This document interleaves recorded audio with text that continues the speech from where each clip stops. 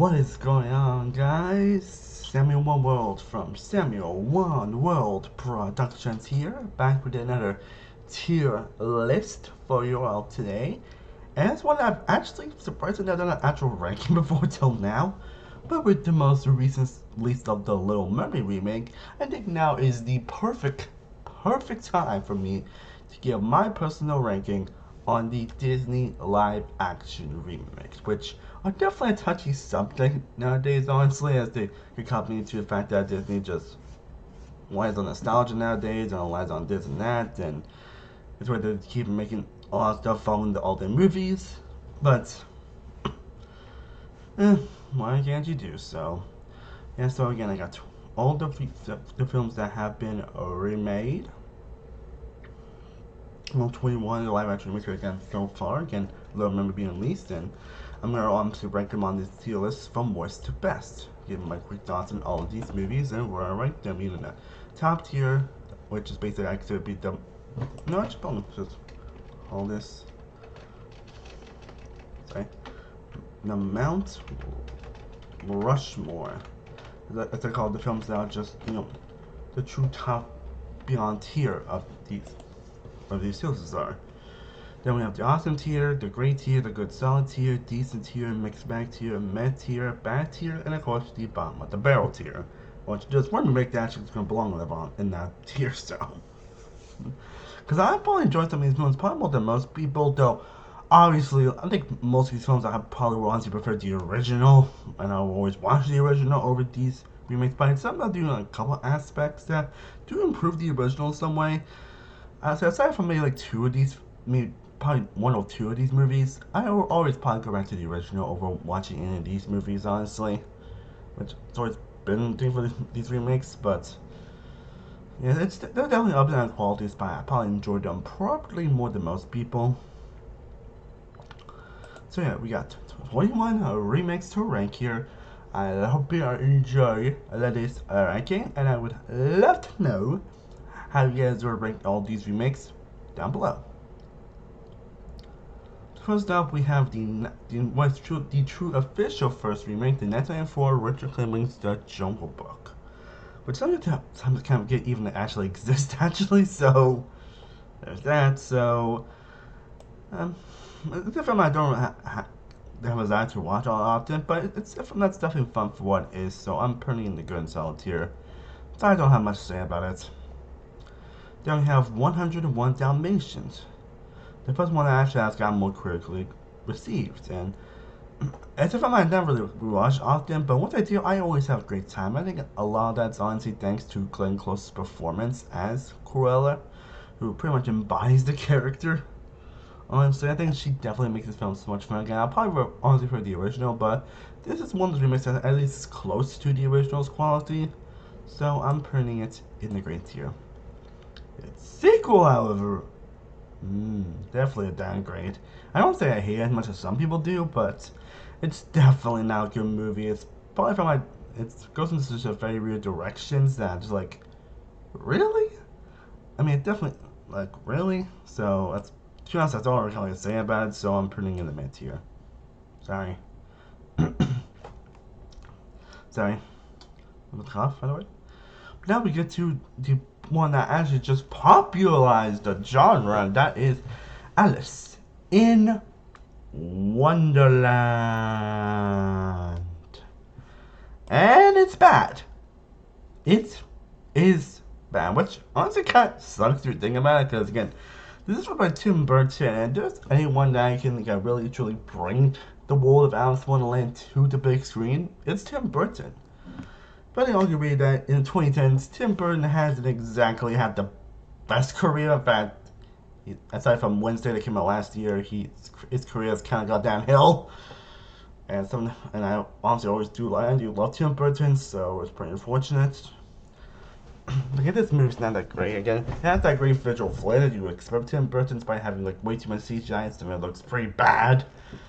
And the actors do try with what they're given, honestly. Like, I think Johnny Depp does get like way too much screen time here, honestly, and it kind of ruins.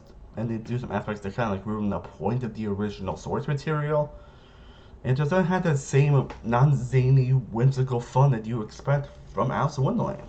I love the original Alice in Wonderland. Honestly, it's actually one of my favorite Disney movies, actually.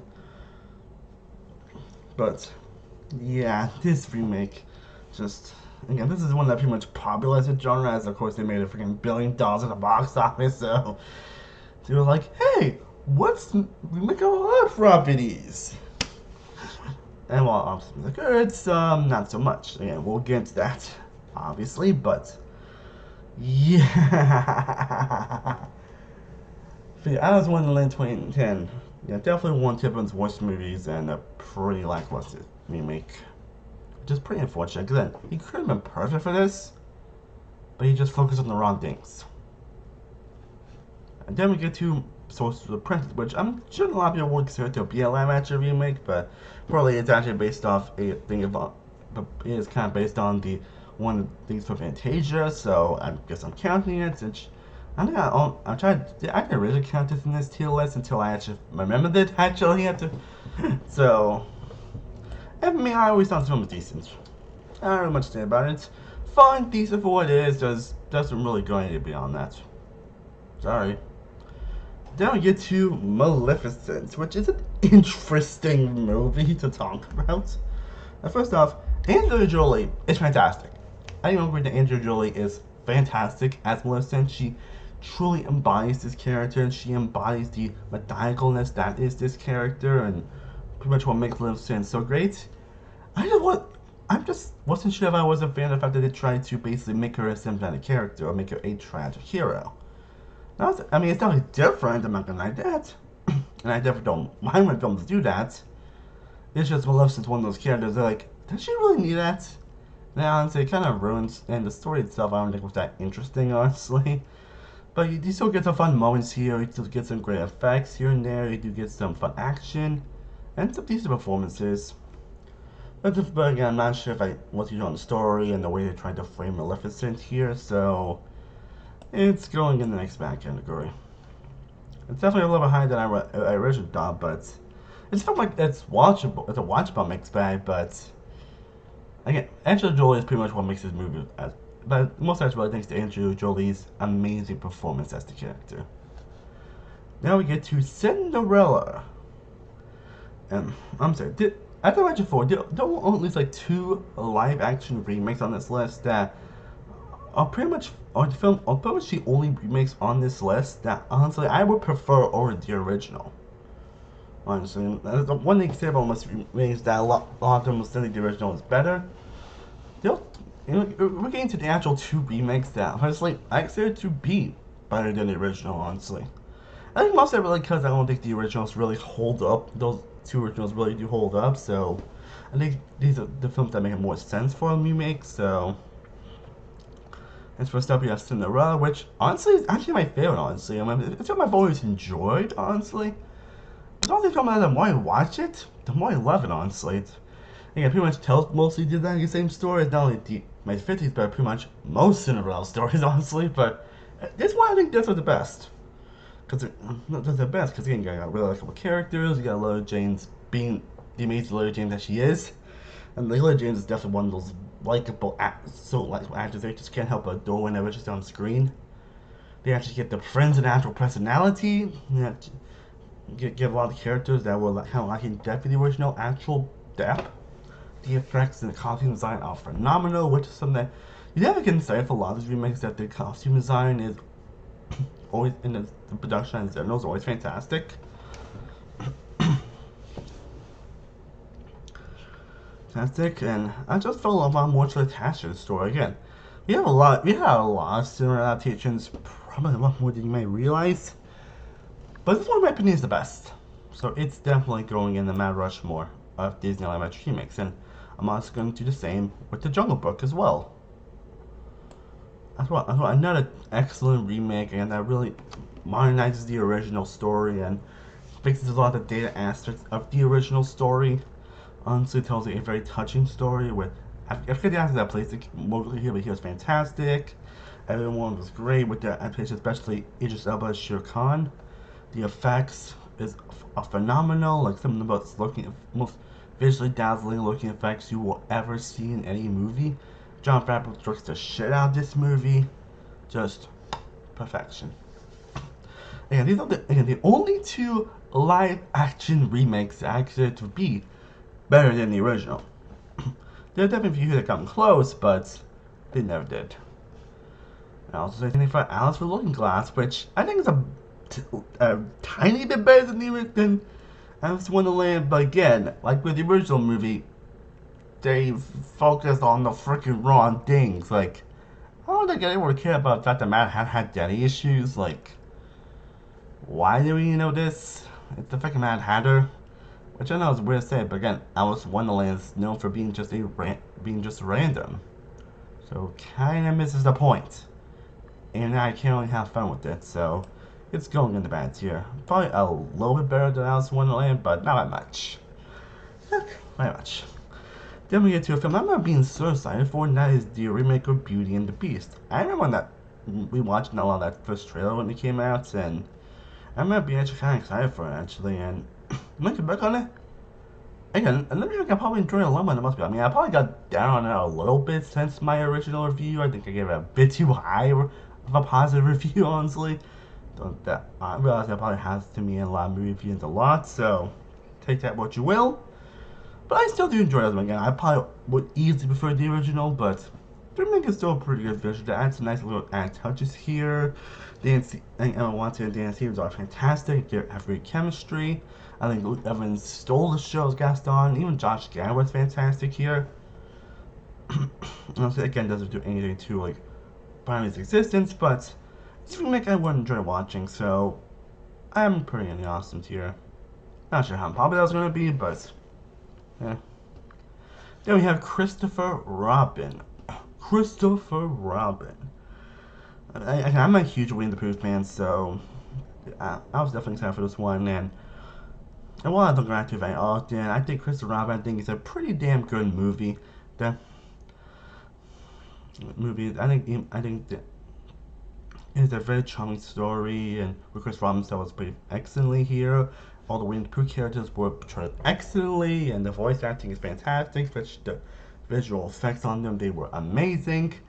Probably wasn't huge on the whole feeling aspect, honestly, and some of the weird politics stuff and that happens in the story, but nah, still tastes the great heart that Winnie the Pooh is known for, so I'm putting it in a good tier. Then we have Dumbo, probably one of the more disappointing ones on this list. Probably the most disappointing remake on this list. I think it's mostly because, again, this is another film that's done by Tim Burton. And it's another disappointment from Tim Burton. This one I think had a lot more potential though, because again, it's one thing we actually tried to, where the first hour was kind of basically the original, and then the rest is basically kind of like a kind of reimagining / sequel, which I thought was actually really great. Actually, I just don't think they did much with it. Honestly, I think this is one of the films that gets worse the more it goes along, having characters make weird rational decisions that just don't make any sense. And the story itself just doesn't end up not being that interesting as a whole. So, and then you still get great performances, some fun moments. Dumbo from screen time that despite being called Dumbo is barely in the movie, and everything involving Dumbo on screen is fantastic. And like every Tim Burton movie, the visual effects, cinematography are all top notch. Like even his worst movies, Tim Burton can deliver a visual spectacle, but sometimes his movies can be kind of style over substance, and unfortunately, like with Alice in Wonderland, this is another example of that. So it's going in the mixed bag category. Then we have Aladdin. Aladdin. Probably the most, well, Dumbo might be the most disappointing remake. Aladdin might be the most surprising remake on this list, because I was not excited at all, because I wasn't sure this was one of those films that, do they really need a remake? And Guy Ritchie? Really? But in the end, I wound up being surprised by Aladdin, and honestly, I got back to the movie a few times actually, and I had a great time with it. I think the actor playing Aladdin was great, and this guy was amazing as Jasmine, and despite the fact that people were dreading Will Smith's performance as Genie, he ended up being the best part of the movie by not really, emulating Robin Williams, but honoring it while putting its own spin on. Like, you can tell by watching his performance that he wasn't trying to like top Robin Williams. I mean, come on, you can't top Robin Williams' performance in that as you. I mean, you cannot. And thankfully they knew that. And he delivered some great moments, and even the songs were great as well, and even the new ad songs were great. Honestly, it probably would have been the Mount Rushmore of this remakes if it wasn't for the fact that Jafar and Iago freaking sucked here. They're probably the only like major issue with this movie, unfortunately, and Jafar is definitely one of my favorite. I know definitely some of my favorite Disney villains. So the terrible portrayals of these characters I thought were just terrible. How they were portrayed, how they were handled here, and also the actors' portrayals as well. Just they lost like what made these characters so menacing. Like it's still great enough to put in the amazing, in the awesome tier, honestly, but unfortunately, other reason why it's not in the Mount Rushmore tier. But Aladdin's still a surprisingly great film. Again, still from the original though.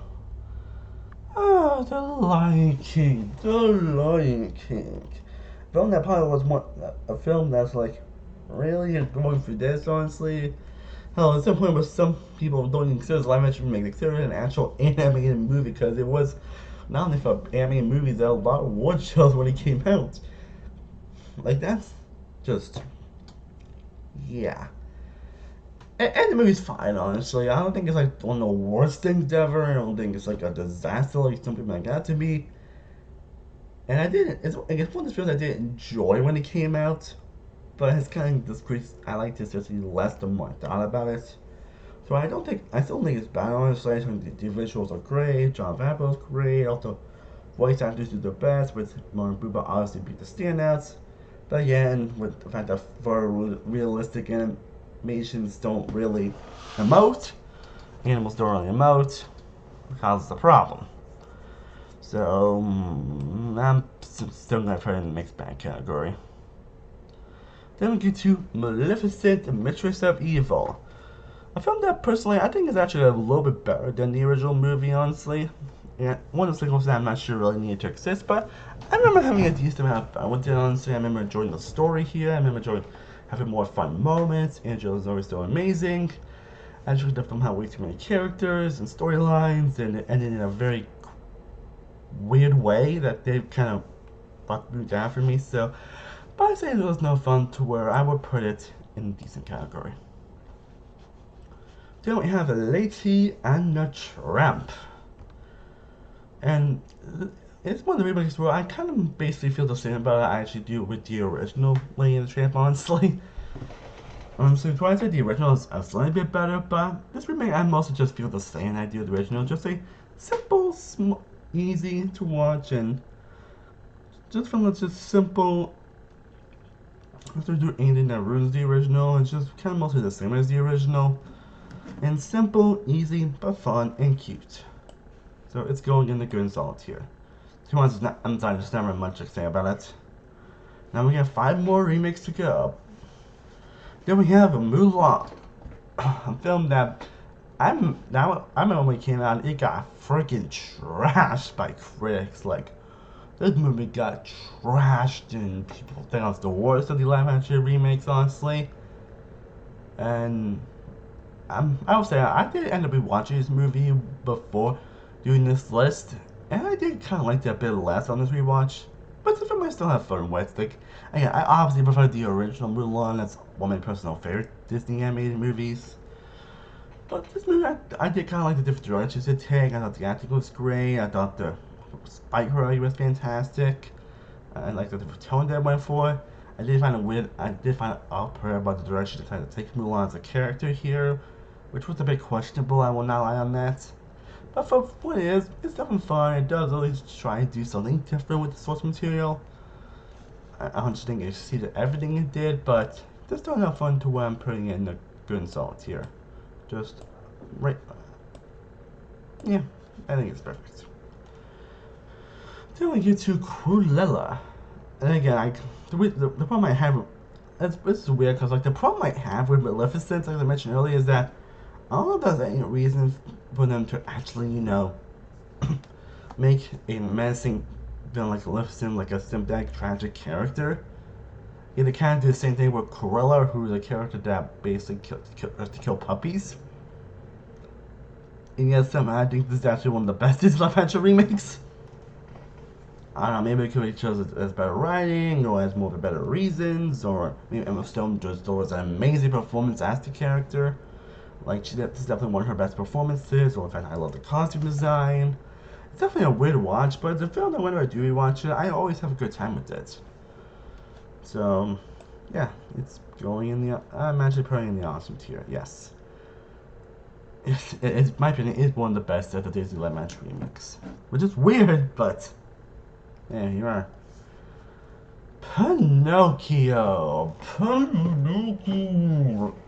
This is the one movie I mentioned that's going in the worst of the West category. And this is okay. This one is honestly the most disappointing one on this list. Also being the worst because, well, first off, it's Pinocchio. It was the one of three movies that came out that year, along with an animated one with Pauly Shore that I never watched. And of course, there was a Guillermo del Toro one, which I think is one of the best anime movies ever made.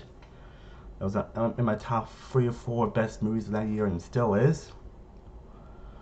And this movie definitely had a lot going for it, with great casting of Tom Hanks as Geppetto, and it's directed by freaking Robert Zemeckis, who, if you don't know who Robert Zemeckis is, I mean, this is the same guy that did Back to the Future and Forrest Gump, 2 of the best movies ever made.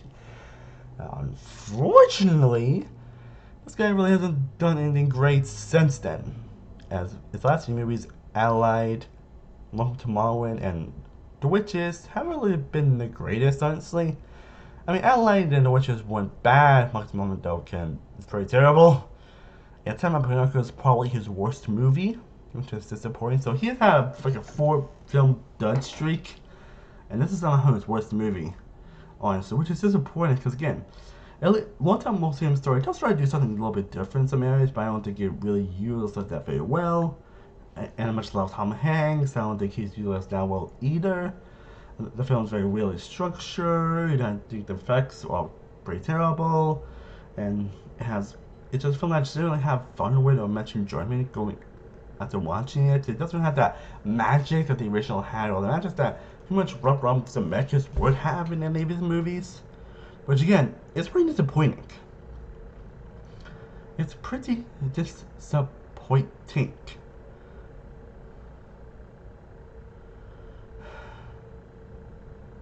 And don't even get me started on the ending. And yeah, the film I thought was just as meh as the last, as like Allied with the Witches. But it's one of those movies I think that the more I thought about it, the less I liked it. To what I would call it the worst movie I saw last year, but it was definitely one of them. And finding it from Robert Zemeckis is pretty disappointing. And now we get to the last 2 live action remakes, which both came out this year. First up, we have Peter Pan and Wendy, a film that I actually enjoyed, honestly. I think as a whole, I don't think this movie is going to be like very memorable in the long run, honestly.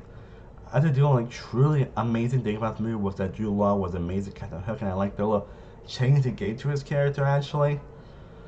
And the film still had a lot of fun to it. It still has that Peter Pan charm, though it does make some weird decisions with some of these characters, and some characters in general are the most interesting in the world. It's one of the movies that doesn't really try to like to do something new or inventive inside of Captain Hook. But for what it is, it's fun for what it is. So it's going in the song category, probably a little bit right here. And then we get to the most recent one, The Little Mermaid. the little mermaid, mushroom. So, and I just realized I forgot to put Pete's Dragon on here. So if I would have put it, I would put it in the Good Solids here. Oops. Whatever. But anyways, we have The Little Mermaid to talk about, which is Good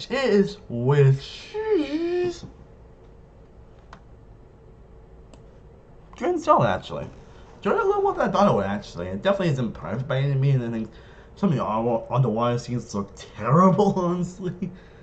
And who have got to have Aquafina like do a Skoda rap was probably the most questionable things I've seen in a while. And The film probably didn't be as long as it was, honestly. It's basically like the original, but just 50 minutes longer, and I don't think they really utilized the runtime very well in some areas.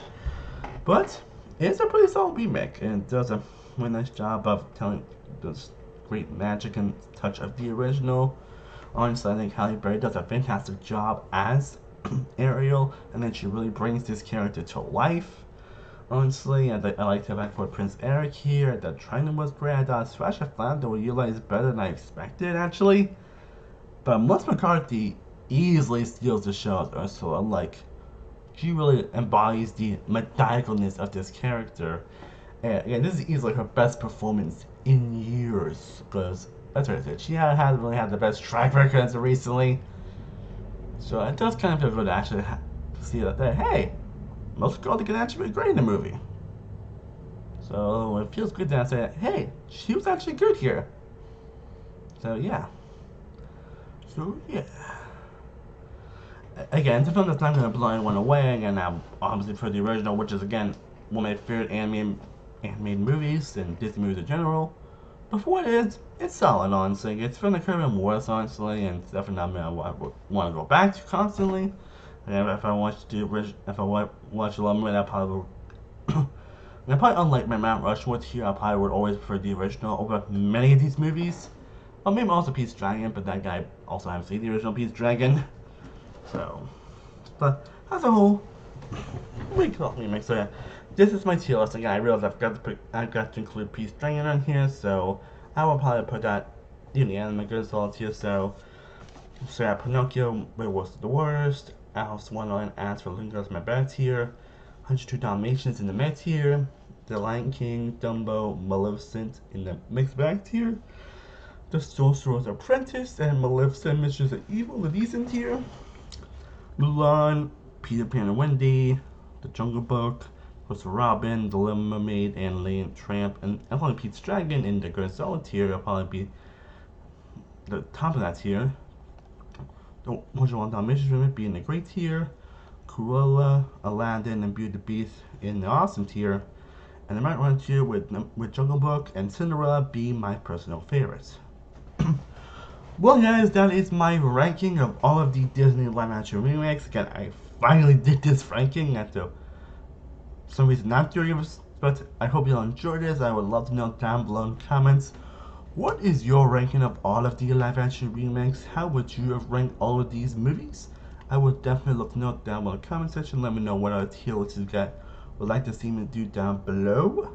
I have some very exciting content coming your way, so stay tuned for that. I am still One World from Still One Productions. I will see you next time. As always, stay cooler. Everybody, peace.